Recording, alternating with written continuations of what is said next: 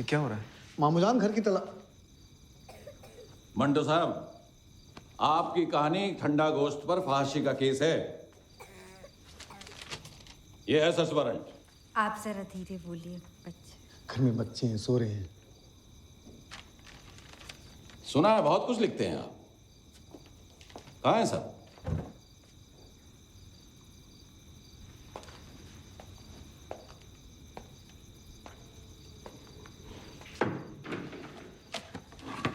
कुछ कागज और एक बोतल, बस यही मिला देना।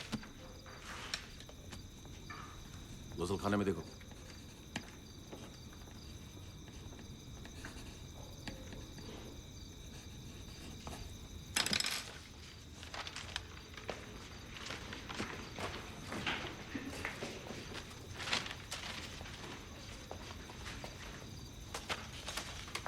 ये क्या? मजाक कर रहे हैं आप? इसमें तो बंबई का पता लिखा है। मेरा सब कुछ वही तो है। जनाब, वहां सिर्फ यही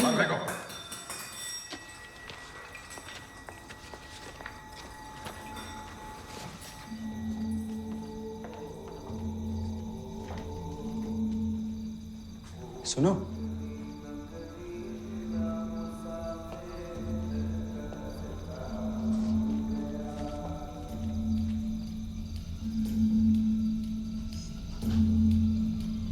ये शाम का था ना?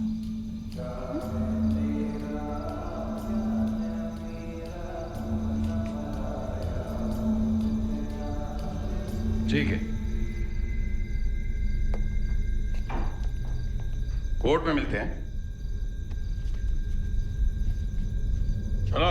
अंसारी साहब, मेरी बात तो सुनिए। ठीक तो है, किस गाने की बात कर रहे हैं? पीनल कोड की दफा 292 के तहत ये जुर्म है।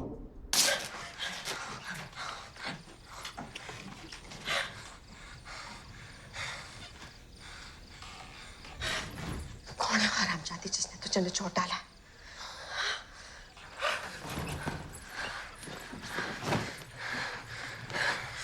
कौन है चोर? पता कौन है?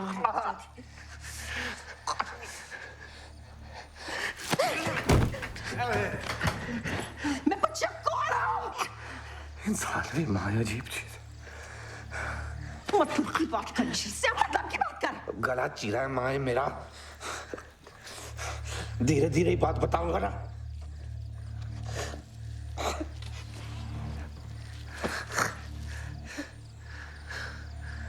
जिस घर में मैंने दावा बोला उसमें 7 आदमी थे। के बारे में आपका क्या ख्याल है? बिल्कुल फहश अफसाना है, जिस्मानी इशारों से भरा हुआ। इसके किरदार घटिया अल्फाज कितनी बेरहमी से इस्तेमाल करते हैं। ऐसे अफसाने पढ़कर हमारे नौजवान बर्बाद हो जाएंगे। जरा और तफसील से बताइए। देखिए, हम राइटर्स की जिम्मेदारी है कि हम अपने आने वाली नस्लों को अपनी कुर्बानी, अपने फतेह के बारे में बताएं। इंसानी हौसले और उम्मीद के अफसाने लिखें, ना कि सच तो हरगिज नहीं बोलना चाहिए। वो सफे फाड़ देने चाहिए जो हमें पसंद ना। सवाल सच और झूठ का नहीं है। मैं सिर्फ इतना कह रहा हूं कि अगर एक तरफ आप लिखने की आज़ादी चाहते हैं तो दूसरी तरफ आपको एक राइटर की जिम्मेदारी भी समझनी चाहिए। बस इतना ही हुजूर आला। मैंने कहा था आपको सब राइटर्स को मत लिखिए। आपने तो प्रोसिक्यूटर को बना बनाया गवाह दे दिया। कोई बात नहीं खालिद साहब, जंग सैदी है, माइक फैज भी है। इस मुल्क के राइटर्स को मालूम होना चाहिए कि फ़ाहिश नगरी क्या है और क्या नहीं। ये अदबी जंग नहीं है मंटो साहब, मुकदमा है। आप समझ रहे हैं इल्जाम कितना संगीन है? आली साहब, आप अपना अगला गवाह बुलाएं। मैं मशहूर शायर और पाकिस्तान टाइम्स के चीफ एडिटर फैज अहमद फैज साहब से दरख्वास्त करूंगा कि वो तशरीफ लाएं।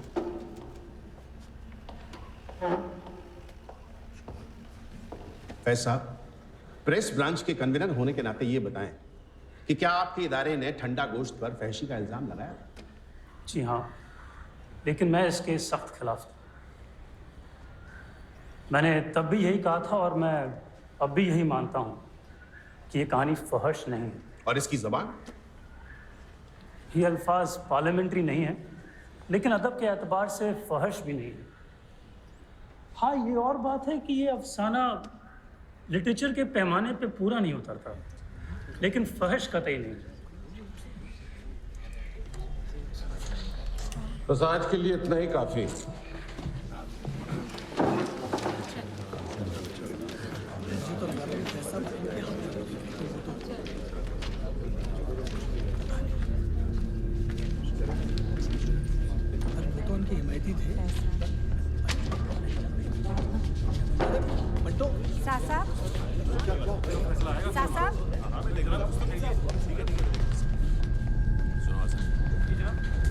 अरे मुझे बम्बई वापस बुला जी मंटो साहब।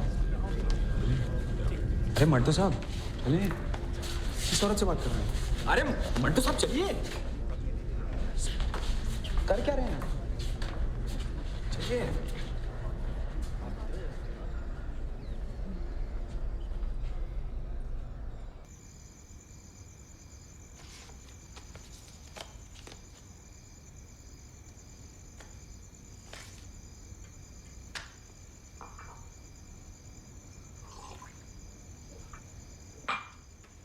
खोलिए सासा। सब आपको लिखते हैं और आप है कि वो अलग दुनिया थी जिसे आपने खुद छोड़ा है। मुझे तो अब भी समझ नहीं आता, गुस्से में तो हर कोई कुछ कह देता है।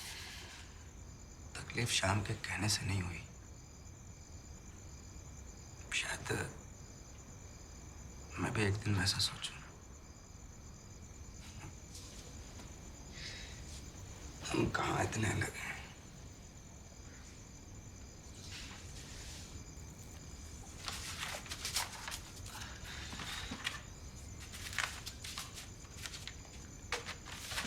नहीं, खोलिए सासा।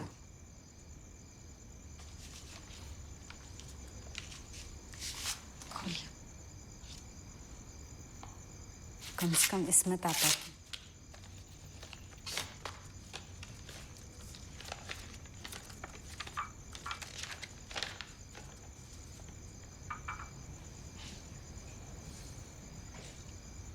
मंटो, मेरे दोस्त, मेरे दुश्मन, आज बेहद याद आ रहे हो। तुम्हें याद है जब हम पहली बार मिले थे? मुझे घबराहट सी हो रही थी, वैसे ही जैसे इम्तिहान हॉल में दाखिल होते हुए होती है। सुना था तुम्हारी जबान की नोक पर डंक है, मगर पहले ही लम्हे में हम ऐसे बेबाक और बेतकल्लुफ हो गए, लगा जैसे बरसों की कमी पूरी कर रहे हैं। मेरी तहरीर में वो ताकत नहीं कि तुम्हें वापस बुला लूं, लेकिन खत का जवाब तो दे सकते हो।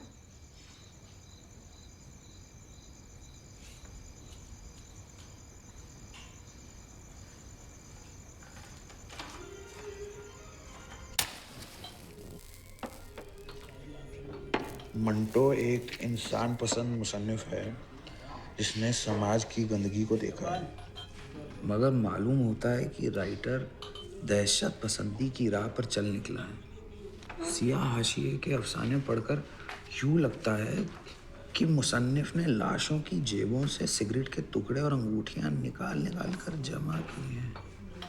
मंटो तरक्की पसंदों का काफिला पुकार पुकार के कह रहा है कि अपने कलम में बुलंदी और जज्बात की शिद्दत लेकर आओ।